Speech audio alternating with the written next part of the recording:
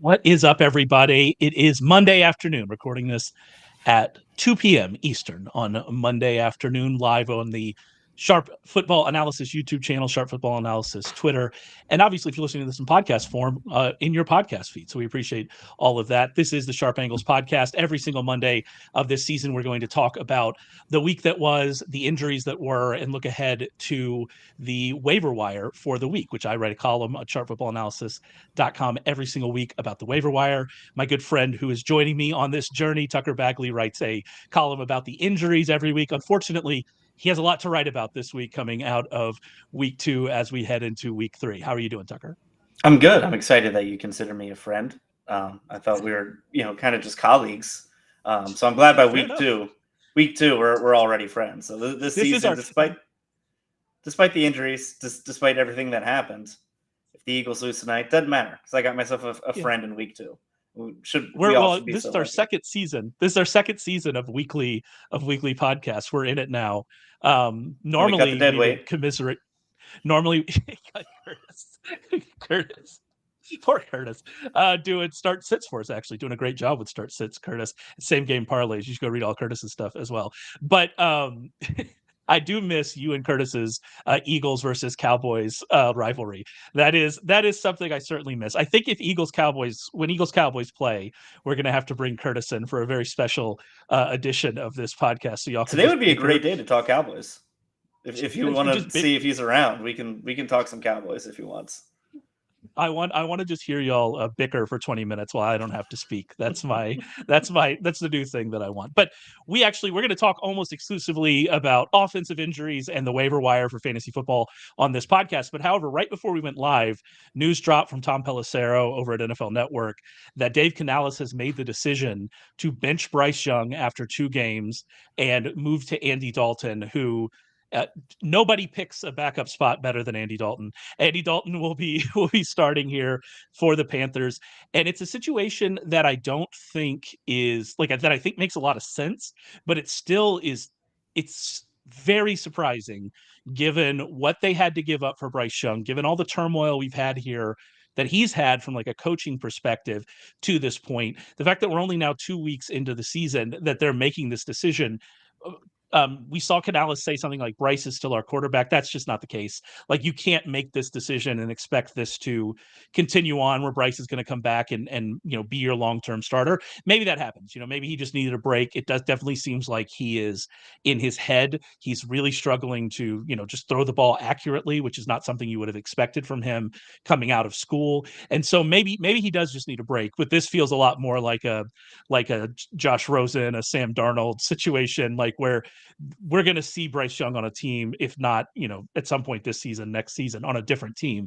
And it's just given that inflection point for this franchise, for the Panthers, where they not only decided to make that trade up, but they decided to pass on CJ Stroud.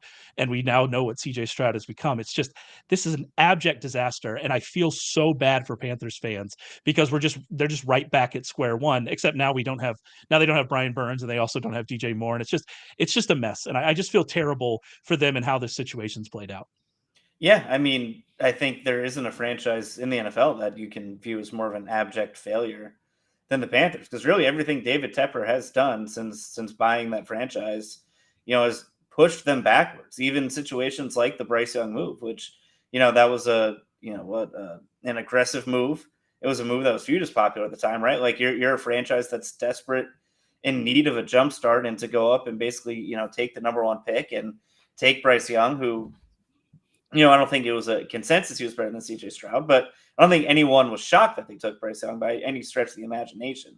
And I don't think anyone thought we would be here after, 18 career starts by Bryce Young. But like you said, you could say he just needs a break. He just needs, a week or two to clear his head. And that may very well be possible. But the path to him, not only just getting back to, being a starter, but being, the franchise quarterback, the guy that you thought you were getting with the number 1 overall pick. I mean, it's unbelievable, but it seems like after, 1 year and 2 weeks, that dream of, him being the next guy, the next Cam Newton or whoever it may be in Carolina, that dream's pretty much dead. Yeah. And I mean, your point is you kind of raised a point there that people talk about the trade, and people are often talking about the trade up and how poorly that has gone for them, because like just simply on paper. Now I guess we have to see what Caleb Williams becomes, because the first 2 weeks of Caleb Williams have not been ideal either, right? And so we'll have to see what happens there. But like people look at the the trade and look at kind of what they got versus what they traded away, and they make a lot, they say a lot about how bad that was. But I think that you also have to do like a counterfactual in your head and say, if they had picked CJ Stroud instead of Bryce Young, and the CJ Stroud we see in Houston is the CJ Stroud that they got, and maybe that's not the case. I do think way too often we overlook how important environment is, and we see that continuously with these quarterbacks now in their kind of resurrection careers with other franchises. We saw it. Dave Canales has been part of 2 of them recently, with Geno Smith and with Baker Mayfield. We're seeing it right now with Sam Darnold. And so like if CJ Stroud goes there, is he even CJ Stroud with all of the kind of upheaval and all of the dysfunction that's happening in Carolina? And if Bryce Young ends up in Houston with that coaching staff, what does Bryce Young look like? And so it's a real sliding doors moment that we don't really know. But ultimately, if they had made that trade up and they would gotten it right, then nobody would be talking about that trade anymore. If they made that trade up and they had got Houston's version of CJ Stroud, nobody would be talking about it. The trade is not the problem. They made an aggressive move. It didn't work. And now that's the problem. If it had worked, there it is. And again, this history is written by the victors. Is kind of where we are here, and it's a tough spot. I have Mile High Luke in the chat saying Deontay Johnson season incoming. Maybe so. Like, this is a situation where I'm not going to get too excited about Jonathan Mingo and Xavier Legette or even Adam Thielen, but if we can get more accurate passes to Deontay Johnson, we know Deontay Johnson can get open. We know Deontay Johnson can move the ball. I'm interested at least in Jatavion Sanders and what happens there. They're going to get Jonathan Brooks back at some point. They did at least improve the offensive line a little bit. Maybe this offense could actually do something and be fantasy useful. Maybe, I look at Miles Sanders and every week on the waiver wire, and I don't even bring him up on my list of people I should write about in the watch list, because who cares about this offense, right? Maybe we get to a point now with Dalton where we actually have to care about the offense, and we're interested in Johnston, and we're thinking about, the younger receivers and the younger players there. So perhaps that's where we're going with this, but it's a shocking place to be. Like you said, what are we, 18 starts, 19 starts in for Young? It's shocking that this is the spot that we've gotten to for him, but here we are. Just been downhill since they, let PJ Walker go and fired Matt Rule. Plain and simple. So the Matt Rule part of it, the PJ Walker, if you don't know, if you weren't following the podcast last year, PJ Walker twice as many wins as a Panthers starting quarterback than Bryce Young, by the way. Tucker is somewhat biased towards Temple Owls. It's possible that is played is. But Matt Rule ended up with the quarterback that impersonates Patrick Mahomes at Nebraska and is having himself quite a season. So maybe the Matt Rule wasn't the problem. The thing we originally planned to talk about here at the top of this was actually the Joe Mixon injury, which unfortunately we got news before recording that Joe Mixon is going for an MRI. We have not gotten news, unless I've missed something very recently, that Mixon is going to, what the results of that have been. But, it's both an interesting thing to talk about from a fantasy perspective, but it's also interesting because that was the most clear hip drop tackle that we saw on Mixon. We're going to talk about Cooper Kupp in a bit. I don't know if the one on Cooper Kupp was by the letter of the law or as clearly a hip drop tackle, but it was certainly the same kind of situation that led to the Cooper Kupp injury. And we're now 2 weeks into the season. I asked our ref expert, Joe Gibbs. He said there have been 0 calls, 0 fines for this thing that was allegedly going to be a point of emphasis. And if we want to get this out of the game, and we worry about these injuries to these name brand wide receivers and running backs, now we've seen with Mixon and Cooper Kupp, like, what are we doing? It's just such a confusing thing. And it's weird to me that we haven't seen this emphasis that they promised. But either way, now we're on to Joe Mixon has an ankle injury, came back into the game, getting an MRI, and we don't know where we are with him. Yeah, I thought we'd be talking about, Dameon Pierce and Cam Akers after he came out, and then he came back in, and I thought, all right, well, he's back. He should be fine. Usually if you're back in that day, we shouldn't have to worry about you missing any kind of time. So the MRI today, I think is a little interesting. But as far as the hip trap tackle goes, I just think it's fascinating that all summer, I thought it would be a huge storyline a couple weeks into the season. I thought there were going to be a lot of guys that said, I don't know how to tackle a guy from behind without, doing that kind of maneuver, right? Like we've seen it with other, defensive tackles and defensive plays, being sort of outlawed. It takes players a while to adjust because, maybe you have to, slow up a little bit. Maybe you aren't able to approach a ball carrier with the same kind of fervor that you would because you can't just play off your instincts. You have to change things a little bit.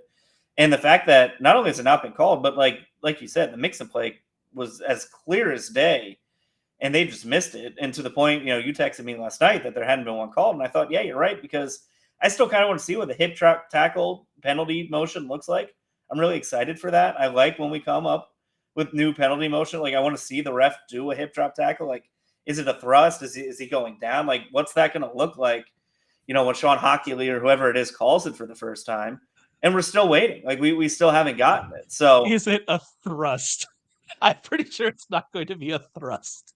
But do we know what it is? Like, have we seen it yet? I'm very excited. It has to include the hips, doesn't it? Yeah, it definitely will not be 3 thrusts. I know that. That is against the rules. You can't flag yourself.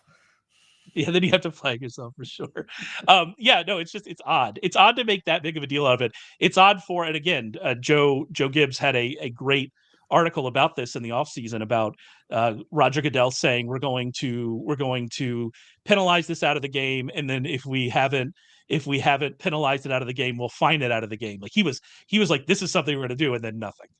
And I'm sure because of the fervor, especially with that Island game with the Mixon tackle, I'm sure because of the fervor that's come out of that and the conversations come out of that, we will actually start to see some changes, some fines. I think I saw this morning saying that, people were looking into fines at least for this week. And so I'm sure we'll see some changes, but it's just, you can't talk all offseason about that this is an emphasis and then go through 2 weeks, see clear examples of it, and just nothing be done about it. You mentioned the waiver wire ramifications of the Mixon injury with Cam Akers and Dameon Pierce. Pierce did not play on Sunday night because of a hamstring injury. It looked like he picked that hamstring injury up during practice. He was limited on Thursday and then DNP on Friday. To me, Tucker, and I'm interested in your opinion on it, that suggests to me we're dealing with more of a long-term injury here for Pierce. Yeah, it was something that he picked up during the week because he made it through week one without any issues. And yeah, on Thursday, he must have popped up in practice on Thursday because that's normally how it works, right? You're limited if you get hurt during practice, and then he missed the next game. So we'll see kind of how it goes moving forward. He was technically questionable heading into Sunday night, so they didn't rule him out immediately. But yeah, it could be something where if you're kind of looking to fill in behind, Joe Mixon, if he's missing time, I think Cam Akers is the safer option there. Like, I think if Dameon Pierce is healthy, he probably goes above him, but I wouldn't, feel comfortable if I'm going all in on the waiver wire this week on a backup Texans running back. I would probably lean towards Cam Akers. Yeah, I lean towards him too, specifically because of the Pierce injury. Although it has to be said that Akers was inactive in week one, healthy scratch over Pierce. But Cam Akers might just be better. Like, Cam Akers looked pretty good last night when he was given the chance. And if I add in this kind of Pierce injury, if we get news about Mixon, like you said, Mixon came back into the game, but then left again. That's the concern. He's going for an MRI. If we get news about Mixon's before waivers run, then hopefully we do, so we can make a better decision. But if it looks like Mixon's going to miss some time, I'm prioritizing Cam Akers. I just simply think he's probably a better running back at this point, now that he's back to full health, and we don't have the health concern with him like we do with Pierce. But it is not a given, and I think that's an important thing. If people are writing about this week and you're reading about it and they're saying it's a given, Cam Akers was a healthy scratch in week one, right? Like, Dameon Pierce was the guy that was active there, so that's certainly something to consider as we move forward through this. Another running back that came up with an injury, unfortunately, we know what this injury is, and unfortunately, it's going to be a long time, and that's Isiah Pacheco, who it looks like came up with a fractured fibula against the Bengals right at the end of that game. Yeah, so I mean, shout out to Andy Reid for saying it won't be this week and probably won't be the next week. I mean, that's Pete Carroll levels of optimism there. But yeah, I mean, a broken fibula, conservatively, maybe the best he could come back is 4 weeks. I think there are reports are going to put him on the IR. They'll definitely put him on the IR. It hasn't been official yet. They'll probably wait till the end of the week. At this point, probably closer to 6 to 8 weeks than 4 weeks. Tank Dell had a similar injury in week 12 last season. He broke his fibula, and he never made it back, right? They made it all the way to the division round in the playoffs, and he sat out the entire time. Tony Pollard, I think at the end of 2022, he suffered a similar injury that was a little worse because he needed surgery on it.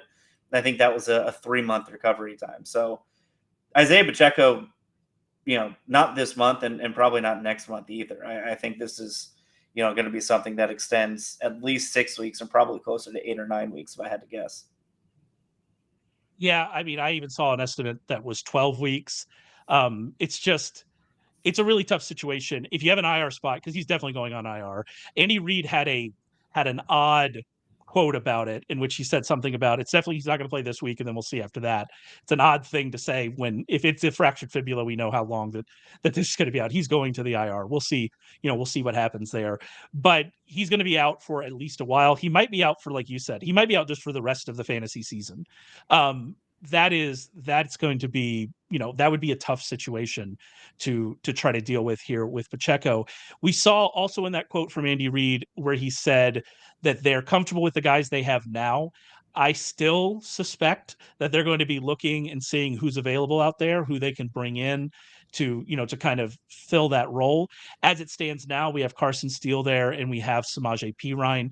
We don't have a ton to go on there because, Pacheco was hurt on the final drive of the game, but it is noteworthy that Steele, who had lost a fumble early in the game, he was given carries as they tried to run down the clock for the game-winning field goal. They trusted him for more of that early down roll, and I kind of think that's what we'll see. I also saw an interesting kind of note from Pete Sweeney of Arrowhead Pride, where he said that every time the media has asked about Carson Steele, Andy Reid has made it clear to say that he is a running back and not a fullback. They're using him as a fullback, but that he's a running back.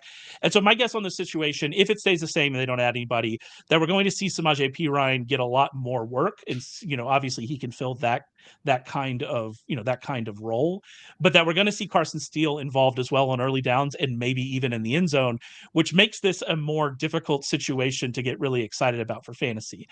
I still think, and I'm interested in kind of where you are about this, I still think that I am prioritizing Perine because I expect him to get the catches and maybe even he gets a lot more of that early down work. But I do wonder if we're just going to see Carson Steele get a lot of touchdowns, and ultimately this ends up being a very frustrating situation for fantasy, assuming they don't add anybody. And again, assuming CEH can come back in week 5, I think, assuming he doesn't come back and take on, some of a role. So it's a tough situation here to try to replace Pacheco. Yeah, because Perine's been in situations like this throughout his career, right? Like most of the time in Cincinnati, when he was backing up Joe Mixon, like he was more of the pass catching back in that duo. He had 400 yards in Denver last year as a receiver, but when you kind of match him with Steele's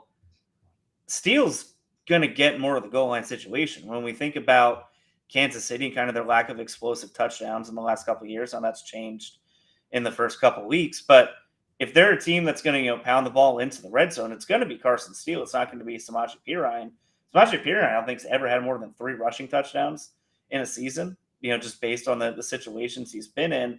And that becomes a frustrating sort of handcuff where you have one guy who I think has a higher floor in Perine just based on the volume he's going to get, especially in the passing game. But if Carson Steele is vulturing these touchdowns, he might have a higher upside, but you could end up in a situation where if he doesn't get in, he's got 4 carries for 2 yards and you're stuck. Yeah, I think it's Perine. Like that is who I'm going with. But I do worry that like we're going to see a situation in which Steele ends up with like 1 touchdown every other week, and it's just frustrating. Like I worry that this is going to be very frustrating. But if you need a running back, Perine should have already been picked up. Perine has been on my ad list for 2 weeks already. This is somebody that should already be on rosters, but he's not on a ton of rosters, at least in shallower leagues. He's available in 96.4% of ESPN's leagues right now. So he has to be picked up. He's the guy I'm targeting. But I do want to caution. Like I feel like I need to caution that we're going to see Steele get some of those carries, and that might end up being frustrating for sure. Moving on to the wide receiver injuries. Let's start with Justin Jefferson, because it seems like the Justin Jefferson injury is not serious, that he's probably going to be fine. Do you feel that that's an accurate reading? Yeah, I mean the initial reports yesterday was they were cramps. That's when he went to the locker room, and now today it said it was actually a contusion. So something like that is mostly just pain management, right? Like you can't make a bruise any worse by running on it. So it seems like something that'll probably limit him in practice this week, but I don't really expect him to miss time at all. Yeah, and we already have, them without Jordan Addison. Addison was DNP all last week. That suggests to me we're going to see Addison probably miss another game. We'll have to see. He can get back. If he gets back to like limited on Wednesday, you're going to feel a lot better about that. But we'll have to see kind of where we go here with the Vikings. But Jalen Nailor continues playing a lot of snaps. He got another touchdown. All he does is catch touchdowns. All he does, he's the Iosivas of Minnesota, of just catching touchdowns. That's all he does. That's all he does. But he is playing. He's running a lot of routes. It seems like Addison's out, and then he has that added kind of, if something happens to Jefferson, you feel a lot better about him. So certainly he's available in like 99% of leagues. So somebody to pay attention to. Also seems like Amon-Ra is fine. That's at least how I'm operating out of this. Does that seem fair to you? Yeah, it's not something I'm terribly concerned about based on the way last night ended and the way today has gone news-wise. Yeah, it seemed like Dan Campbell was like, he's going to be fine, maybe cramping, so we're fine with that. The one, though, that we're very worried about from these guys is certainly Cooper Kupp with that ankle injury. And what do we do? We know his history of ankle injuries. It seems like this one's to the other side, so maybe that's a good thing. But this is just a tough spot with them already without Puka Nacua. Yeah, I mean, it's a tough spot for that offense. It's an offense that I think a lot of people were kind of riding the coattails on this year based on what they did a season ago, and the hope to have both those guys healthy for all 17 games. They could put up some big numbers. And now here we are in week 3, and you don't have either, in the lineup. And even if this is the other ankle, which I think it is, it's not the same ankle that Kupp's dealt with in the past. We also know that injuries tend to linger for him. Like this is something where he isn't a guy who's a notoriously quick healer. Christian McCaffrey's kind of the same way. Like when he was in Carolina and he pulled a muscle, it would take a little while to get back. And feel the same way about Cooper Kupp. Like this is a situation that he was in a walking boot after the game in the locker room when he was talking to the media. So I think him being out this week is probably the likeliest scenario. I think we don't start talking about him potentially returning, like even potentially returning to the practice field until week 4 or 5 at the earliest. So this was a situation with the Puka injury last week that we already really attacked from a waiver wire perspective. Demarcus Robinson is still available in 66.4% of ESPN leagues.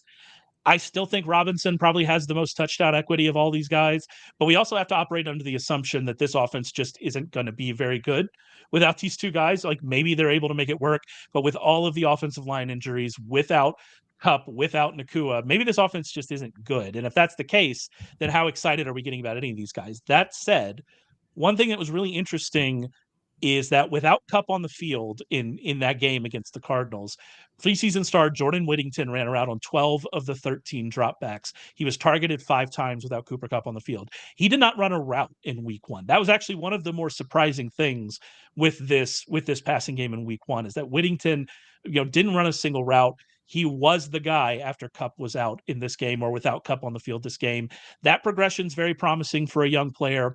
And I wonder if Whittington is just a target hog moving forward. He's available in 98.7% of ESPN leagues, and he's somebody that I'm certainly interested in adding and kind of seeing what happens. We also saw Tutu Atwell get more involved than we thought. Tyler Johnson is still there. Colby Parkinson is still there. There are lots of guys there that could emerge, but the worry you have is that first of all, nobody gets enough of the targets just themselves for it to matter, and that this offense isn't ultimately good enough for it to matter. And those are the two concerns you have. And so taking a shot on more of an upside guy, a guy that was really a young player who was really good in the preseason and who got a lot of ink in the preseason about kind of what he was doing on the practice field, taking a shot on Whittington makes sense to me here to at least see kind of what might happen with him moving forward. Yeah, I mean, it's a really intriguing situation, just because you have an offense and you have a quarterback in Matthew Stafford, who I think everyone still believes in. Like what's happened to his wide receivers these last couple weeks isn't an indictment on him, and he kind of has a blank slate, right? Like this was an offense that was built around two high volume targets, and now that they're both gone, it's really really intriguing to me to just kind of see where those targets go. And you mentioned it's kind of a crowded field, and does he just stick with it? And does he keep, spreading the ball around? Does he use 5 to 6 guys and they each get 3 to 4 targets? And it's up to you to guess on who's going to get the touchdown or who's going to make the big play? Or does someone like Whittington or maybe Colby Parkinson out of the tight end spot, like, do they step up and do they become, the high volume targets while the two star wide receivers are on the mend? I'm going to try not to say Colby Parkinson's name as much as I did last week. We're going to try to skip Said that. it We're a going to go lot. to it was a lot. I will. If we are in agreement, I need to cut Parkinson out of my life. But I do want to talk about another tight end, Evan Engram, injured before the game against the Jaguars. Was in warmups and so was knocked out of the game. I haven't seen much about this injury. I think Doug Peterson said maybe he was week to week, but like it's odd how little there was about the injury after the fact. It was like, all right, he's out, he's not going to play this game. And then after the game, I went and looked for quotes. I couldn't find a lot. Did I miss him? Did you see any? No, I saw the same thing you did. That Peterson said he was week to week. They said he felt something in his hamstring and was significant enough to have him sit out, and then now he's week to week. So it isn't something that's necessarily an exciting or a positive update. So if he truly is week to week, that's something where I don't know if that's enough to where we talk about him being an IR candidate, but that's certainly multiple games he might be missing on top of the one he already missed yesterday. Then we have, I don't want to make too much about it because, when you have an injury in warmups, that you can't really game plan. You just kind of have to do what you were going to do anyway. And so, like, we'll see what happens as we move forward. But Brenton Strange really took on that Evan Engram role. He ran around on 74.3% of the dropbacks. He earned a target on 23.1% of those routes, which is very, very good. And he averaged 2.5 yards per route run, which is again very good, especially for a tight end. He came close to catching the Hail Mary at the end of the game. That really would have maybe that changes the Jaguars season if he catches that. And Brenton Strange is not some scrub. Like he was a second round pick last year. He's obviously a Penn State legend, so near and dear to my heart. So perhaps I'm biased in this, but with it looking like Evan Ingram's going to be out for a while, with the tight end situation the way that it is in the league, I am very, very, very interested in Brenton Strange. That is somebody who I will certainly be targeting out here on the wire. Yeah, I mean, I think we're still in the situation we were a week ago, where we're kind of grasping for any sort of production from the tight end spot. No one really had a big week. Isaiah Likely came back down to earth after looking like the second coming of Antonio Gates in week one. And yeah, this is another situation with a guy who has a high pedigree. You mentioned he was a second round pick. He's someone that they certainly see a future in him as a volume target in that offense. Maybe this is the opportunity he needs to where he becomes a featured spot in an offense that really does need a kickstart.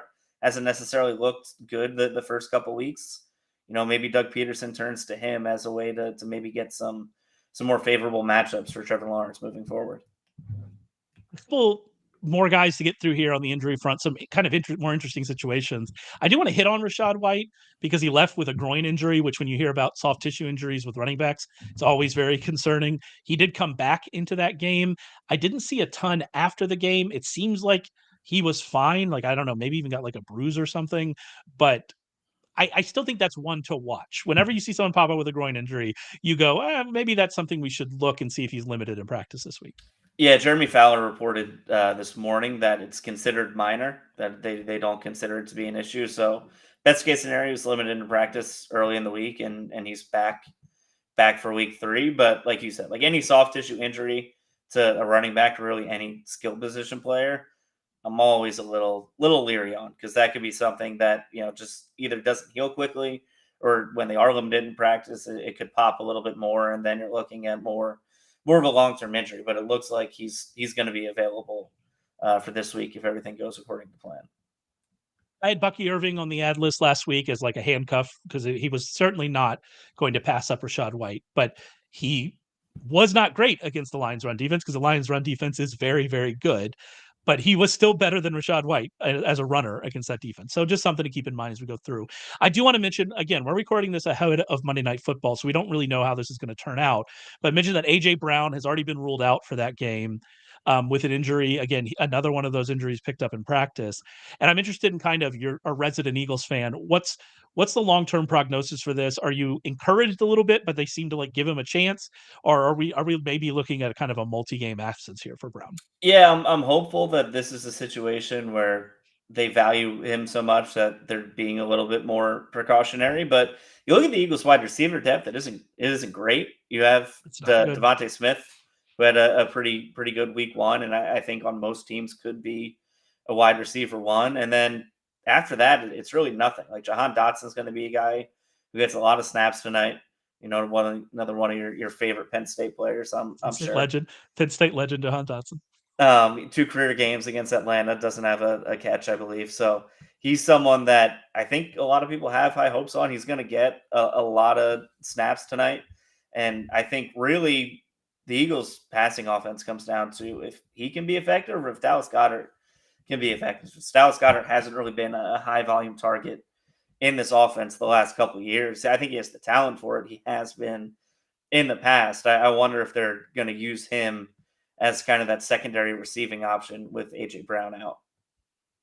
Dallas Goedert kind of has that George Kittle situation going where Dallas Goedert is not as good as George Kittle. I want to make that clear, but he, at least as as an explosive receiver, not as good as George Kittle, but he has that situation where there are just 2 receivers ahead of him.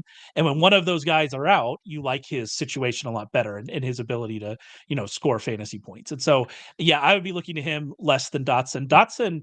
And again, love Jahan Dotson, was great for Penn State, has not been good in the NFL. He did have those touchdowns as a rookie that kind of masked an inefficient season. And then last season he was just very bad. And to be fair to him, a very bad situation in Washington.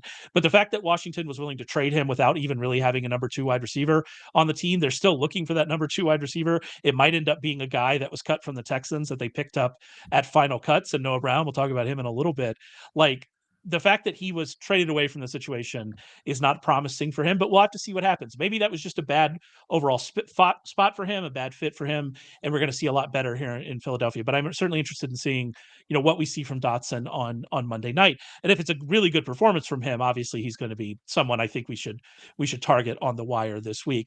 And then the last injury here, really a disappointing injury from Thursday night with Tua Tagovailoa suffering yet another concussion. What's kind of the latest word on what we're thinking with him? Yeah, I mean he's still in protocol. I don't think there's a chance he's back this week, and it's going to be interesting to see how cautious the Dolphins are, because you think back to a couple of years ago when they rushed him back the first time, and then he eventually did come back, and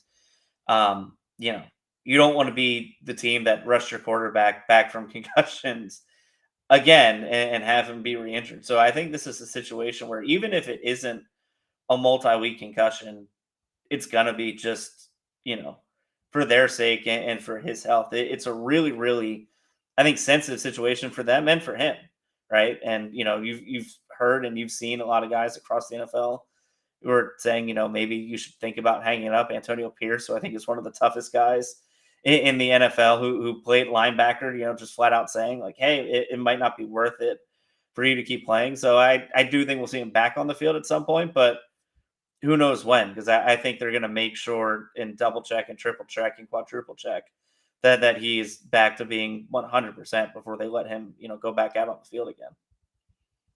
I mean, from a fantasy perspective, if I'm trying to look at this, there's not a ton to say. I mean, it's just bad for this offense. It's bad for every player. I pulled up Tyreek Hill's numbers.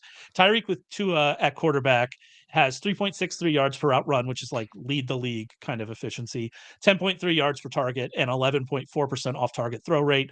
Tyreek Hill with Skylar Thompson, to be fair, only 85 routes, but with Skylar Thompson, 1.2 yards per route run, 5.1 yards per target, and a 15% off target rate. That's the kind of drop off that we're talking about for all of these guys. The one guy from like a waiver wire perspective I'm looking at is Jonnu Smith, because we saw him get that usage in week 2 that we just expected we'd see in week 1. He had a 70% route rate in the first half against the Bills. So trying to take off, all that garbage time stuff, 70% route rate in the first half. He tied for the team league with 4 targets in the first half, and they used him in that catch and create yardage role we expected, which you would expect they need now with Skylar Thompson at quarterback more than they even would have needed. So he's another one of those tight ends. He's available in 97.7% of ESPN leagues. Jonnu Smith was definitely a more prominent drafted player than like Brenton Strange was, or I see Uncle Ted's mentioning Luke Schoonmaker in the chat. We'll see what happens with Jake Ferguson. I kind of think we're going to see Jake Ferguson this week, but we'll see what happens with that. So Johnny was definitely drafted in more leagues than those two guys. So if you're in really deep leagues, he's probably not available. But if you're in shallower leagues, he might be somebody, if you're really desperate there at tight end, to have a look at. But that's kind of where we are. Like this offense is in trouble. Like that's kind of the long and the short of it. Yeah, and especially because the other guys in the offense, not only are they just not available, but they were used with the top picks, right? Like you spent resources on guys like Tyreek Hill and Achan and Jalen Waddle. Like these aren't guys that I took a flyer on this guy and oh man it didn't work out because Tua got hurt. I mean these are guys that people you built your team around a guy like Tyreek Hill, a top 3 pick, or Devon Achan, a first or second round pick, or Jalen Waddle, a top 3 round pick. So I think it's going to be a really tough situation where I think Mike McDaniel's a good enough offensive coach where he can scheme together some points, but from a fantasy perspective, like they're not going to be putting up gaudy numbers because they're able to chuck the ball down the field to Tyreek Hill anymore. I want to get through a few of the questions we have here in the chat. We had No Name with half PPR, give up Zay Flowers, Zach Charbonnet, and Trey McBride, receive Jalen Waddle, Ramondre Stevenson, Laporta, and Goddard. I don't know why you need both Laporta and Goddard. I might be looking for something else other than Goddard there. Says he's in need of a running back too. I don't hate that. I mean, it seems like, and this is a question for you, it seems like that Kenneth Walker injury, we weren't even really that concerned about it last week. He did end up sitting out, but it seems like that Kenneth Walker injury is probably not long-term. And if it's not long-term, then I'm not really sure what Charbonnet is offering you based on what we saw the usage, split for those 2 running backs was in week 1. And so that seems more to me like a Flowers and McBride you're giving up to get Waddle, Stevenson, Laporta, and maybe somebody else if it's not Goddard.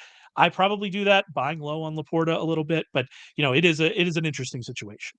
Yeah, it is interesting, but like you said, the abdominal injury suffered by Kenneth Walker then got switched to an oblique. Which I guess that's close enough that it's splitting hairs, but yeah, that seems like a situation where it probably won't be more than another week or 2. It's not going to be long term if it even does extend into the future. So if Zach Charbonnet is down to being a clear cut number 2, he doesn't really offer much fantasy value if Walker is healthy and on the field. Yeah, and I think that's kind of where we're headed in the very near future. Marcos says he was going to have the Raiders be his survivor pick this week against the Panthers, but now is questioning it with Sam Darnold coming back. I was close to, if Bryce Young was was going to be the starter, I was close to having my survivor just be the team playing the Panthers every single week. I was close to there, but I'm kind of now with Marcos. We'll have to see what happens there for sure. Braylon Allen, for Uncle Ted, Braylon Allen looks super explosive. That's true. Unfortunately, Braylon Allen is behind Breece Hall, and so we'll have to see what happens there with that. Quick fantasy question: should I trade Jordan Mason for Rashee Rice? He has Rice, so trade Rashee Rice and get Jordan Mason. I mean, that really depends on your team setup. I think everything we've seen here from Rashee Rice is exactly what you wanted to see from him. And Rich and I talked about this on the Thursday show already. Like, we're in the situation here where if this was what we expect, if this is what the usage we got out of Rashee Rice, then we'd be talking about him, especially with everything else that's happened to, Puka Nacua and Cooper Kupp, and go down and down, on and on down the list, with, the wide receivers, quarterback situations, all that. We'd be talking about Rashee Rice like as a first kind of second round pick. So, I mean, it's a tough situation there. But if you really need a running back, Mason's going to be the starter for. It seems like you can explain more about the CMC situation, but it seems like it's not just going to be the 3 more games that he has to miss. It seems like we're going to be missing more than that from CMC moving forward.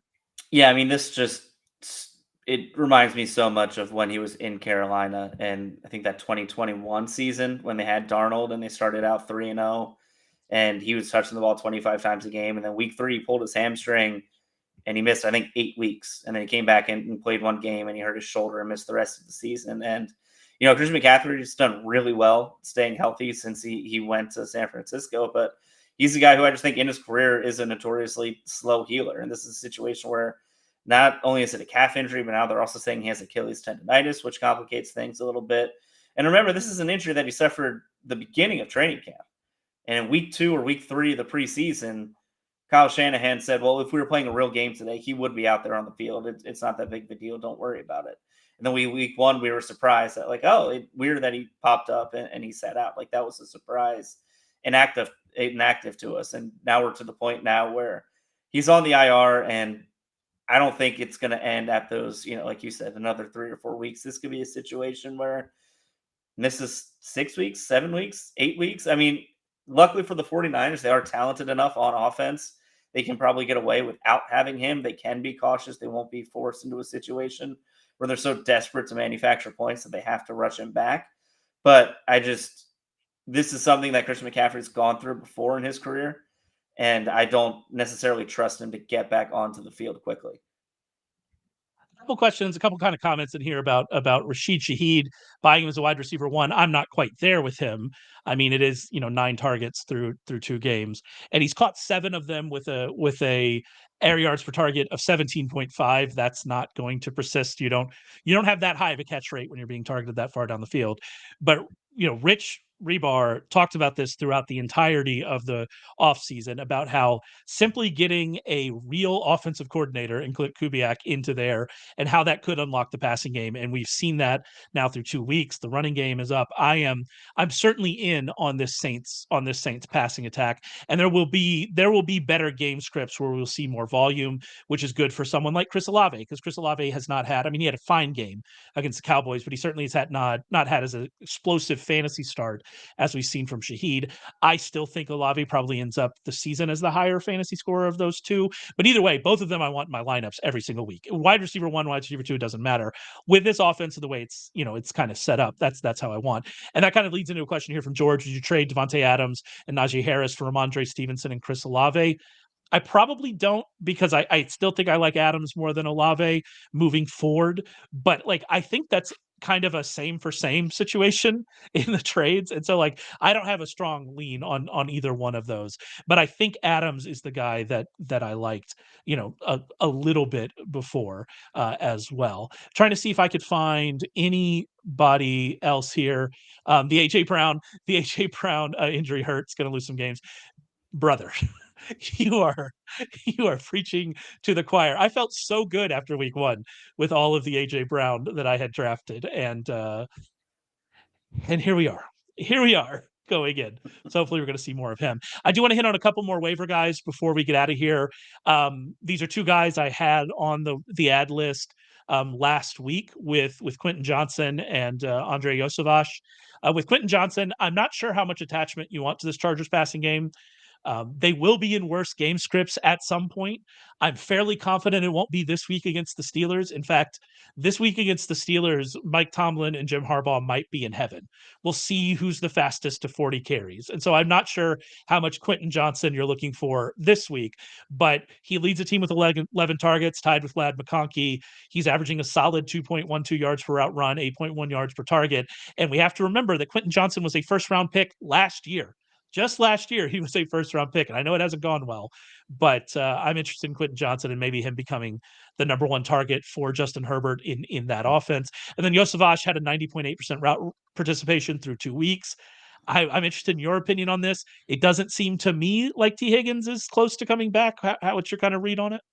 Yeah, it definitely doesn't. Like nothing has been positive, and even you get the fake positive updates where we'll see, and you get some coach speak. Like it hasn't even really been that. So he's not something that I'm necessarily counting on to be back soon. Which I'm not sure if I'm excited about a guy who had 2 catches for 4 yards and 2 touchdowns. But hey, you got to catch touchdowns, and someone's got to put it across the goal line, and clearly he's good at it.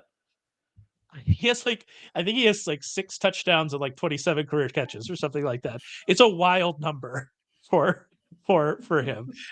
His touchdown to catch ratio, which, like you said, cannot persist. He has to be more efficient. He has to earn more targets, but he's running routes on this team, and so that's certainly something to pay attention to, especially since he's available in something like 94% of leagues. On the Higgins part, does T. Higgins want to return? I know he had that interview last week where he tried to come out and say, "Yeah, I'm not just sitting out because of the contract situation," but is he just sitting out? I don't know. It's something that's at least interesting to me. He's certainly going to take his time. He is not coming back at less than 100%, and nor should he, because he's needs to make sure he's healthy enough for a contract this coming up season. But it is Isn't it impressive the Bengals managed to bother both of their star wide receivers in these contract negotiations? Usually, you pay one guy and not the other. They chose to pay neither. Yeah, it seems less than ideal, but it also seems very on brand for the Bengals. So, it's kind of where we are. I also want to hit you with a few deep cuts. Noah Brown available in 99.8% of leagues. If I'm a broken record with Noah Brown, Noah Brown's my new Colby Parkinson, but the Commanders are desperate for anybody at wide receiver since Cliff Kingsbury can't seem to figure out how to use Terry McLaurin. They really need that second wide receiver to show up. Noah Brown only ran 12 routes, but he was second on the team in receiving. I think his role is just going to keep growing moving forward. So Noah Brown's certainly a name to know. And then Donta Foreman. Jerome Ford was much more effective in this game because they got him into the situations he should be in. He ran against a light box on 71.4% of his carries. That's probably how he should be used. Foreman was clearly the lead back. He had 14 carries. He also got the goal to go carry. If you're in deeper leagues and you're desperately looking for carries until Nick Chubb comes back, I do think Foreman is certainly a name to know there. One more question here from Maximiliano. Rest of the season, Baker Mayfield or Derek Carr? I'm really tough on that. I think they're in a very similar spot. I think that now that we've seen the Saints do that against the Cowboys, and I obviously expressed concerns before the season about this Cowboys defense, but now that we've seen them do it against the Cowboys, I'm going to take a shot on Derek Carr and this offense just being really good. And so I guess that's my answer, but I don't really have a strong answer because Baker Mayfield with his 2 wide receivers, with Evans and with Godwin, who's looked amazing through 2 weeks. Chris Godwin has looked back to being, Chris Godwin. That's a tricky situation. I don't have their schedules off the top of my head memorized, so that's tougher. But I do think I want to take, with that kind of in that range of quarterback, I want to take the upside shot that this Saints offense is just really good. And it's possible that that's where we are now coming out of 2 weeks. 1 week where we expected them to do it, and then the next week where we didn't expect them to do it. And if this Saints offense is just really good, maybe we get back to that. Remember that Derek Carr season before he got hurt where he was in the MVP conversation? 2016. 2016, maybe we're getting to that. It was that long ago. It was 2016. That became a big talking point here when Carson Wentz got hurt. That was the Wentz will never get back to being who he was because look at what Derek Carr became after his injury. Yeah. 2016. That just hurt my soul. I did not know it was that long ago. We're old folk. We're old folk here. So support these old folks. Head over to sharpfootballanalysis.com. I'll have my waiver wire column over there. Tucker will have his injury column over there.